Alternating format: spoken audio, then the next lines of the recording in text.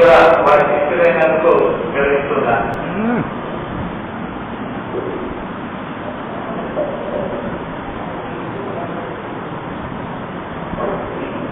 సుభాషణ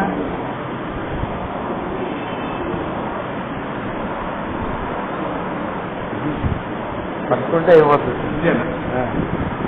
video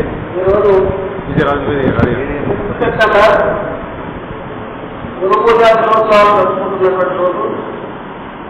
ఇది కార్యక్రమానికి ప్రతి సంవత్సరం ఘనంగా ఉపాధ్యాయులు సత్కరిస్తున్నటువంటి ఈ సమాజానికి అధ్యక్షత వహిస్తున్నటువంటి లయన్స్ క్లబ్ ఆఫ్ ఎడ్యుకేషన్ అధ్యక్షులు లయన్ సుధాకర్ గారు, కార్యదర్శి లయన్ రాజు గారు,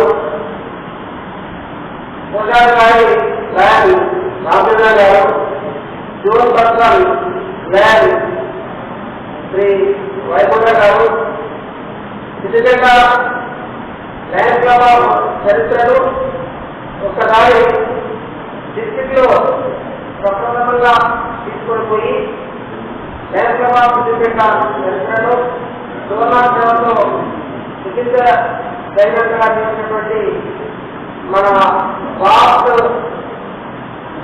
డిస్ట్రిక్ట్ గవర్నర్ గారు గంపారెడ్డి గారు, ల్యాండ్ సీనియర్ మిత్రులు, ల్యాండ్ మరొక ఆత్మీయులు, రాష్ట్ర స్థాయిలో జర్నలిజంలో పాల్గొంటున్నటువంటి ల్యాండ్ పాత్రికేయులు శ్రీ అజయ్ గారు, మాస్టర్ బ్రహ్మణి, మిస్టర్ లయన్ అమర్నాథ్ గారు, సుభాష్ గారు, ఇంకా అందరికీ ఈ సాయంత్రము నమస్కారాలు. లయన్స్ క్లబ్ ఆఫ్ సిద్దిపేట ఉపాధ్యాయులను గౌరవిస్తున్నటువంటి క్రమంలో 6 సెప్టెంబర్ నాడు చాలా చక్కటి కార్యక్రమాలు నిర్వహిస్తున్నదనేటువంటి దానికి నిదర్శనం ఈనాడు సప్తరుషులుగా ఉన్నటువంటి 7 ఉపాధ్యాయులను సన్మానిస్తున్నాము. వారు ఇంద్రనాథ్ గారు, సత్యనారాయణ గారు, శ్రీ సిద్ధరామరెడ్డి సిద్ధాపురం గారు, శ్రీ కరికయ్య ఎస్పీ జక్కాపూర్ గారు, ఉండాల రాజేశ్వరం సిపిటి నిజాంపేట గారు, శ్రీమతి ఢిల్లీ శ్రామం సిద్దిపేట గారు, Shri Padma language pandit Hindi national school గారు, శ్రీ జ్యోతి స్కూల్ గారు, వారు కూడా అధ్యాపక ఈ సందర్భంగా అభినందన తెలియజేస్తూ అసలు ఉపాధ్యాయులు జరుపుకోవడానికి అందరికీ తెలుసు.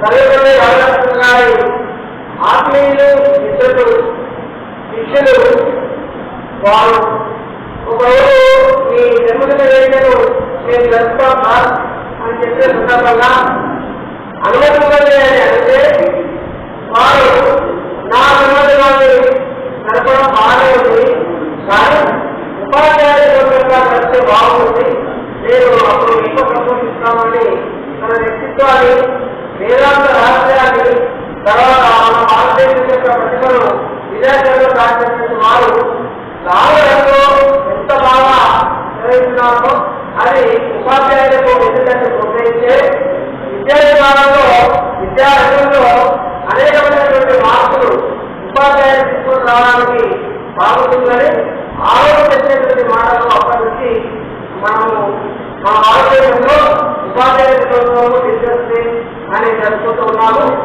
ఈరోజు ఒక భారతదేశ చరిత్రలోనే గౌరవనీయులు మన ప్రైమ్ మినిస్టర్ గారు మోడీ గారు చాలా చక్కటి కార్యక్రమాన్ని ఏర్పాటు చేసినారు.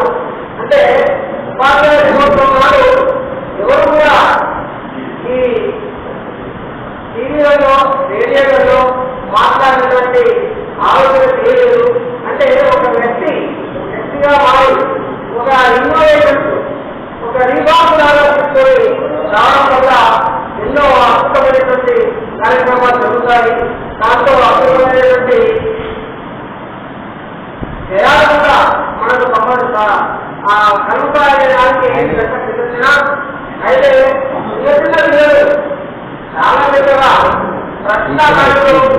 వీడియో కూడా ఏర్పాటు చేసినప్పుడు వారు అడిగడానికి చాలా వ్యక్తిగత అభిప్రాయం తెలియజేస్తున్నారు. దాని తర్వాత అమూల్యంగా ఆలోచన చేస్తున్నారు. అది మన భారతదేశంలో ఉన్నటువంటి విద్యార్థులందరికీ కూడా చాలా చక్కటి ప్రోత్సాహాలుగా కనపడ్డది. నిజంగా వారి చరిత్రలో ఈ ఉపాధ్యాయులు మాట్లాడిన మొదటి ప్రధానమంత్రి అనేది మిగిలిపోయింది. అదేవిధంగా ఈనాడు సమాజంలో ఉపాధ్యాయులకు ఒక బాధ్యత పెరిగింది. నేను అనేది ఒక బాధ్యత పెరిగింది. అసలు ఏంటంటే రేపటి ఇళ్లలో అవార్డు ఇస్తున్న ఉపాధ్యాయులు కాబట్టి ఈ అవార్డు ఇస్తున్నారు కాబట్టి ఎంత మనం చెప్తున్నారు, ఎక్కువ పని చేస్తున్నారు, విద్యార్థులు ఏ విధంగా చెప్తున్నారు అనేటువంటిది కూడా ఉంటుంది. మీరు నిజమైన కాకుండా ఇప్పుడు మీలో ఉన్నటువంటి వ్యక్తిత్వాన్ని శక్తియుతంగా మీరు ఉన్నటువంటిదే మీ దగ్గర ఇతని దానిలో తెచ్చుకొని ఏ విధంగా పరిస్థితులు ఉంటే ఆ పరిస్థితుల్లో ఉపాధ్యాయులు తీర్చిదిద్దుతారు. కాబట్టి విధానంలో ఏ ఊరైనా పడిపోతున్నాడు ఒక అవార్డు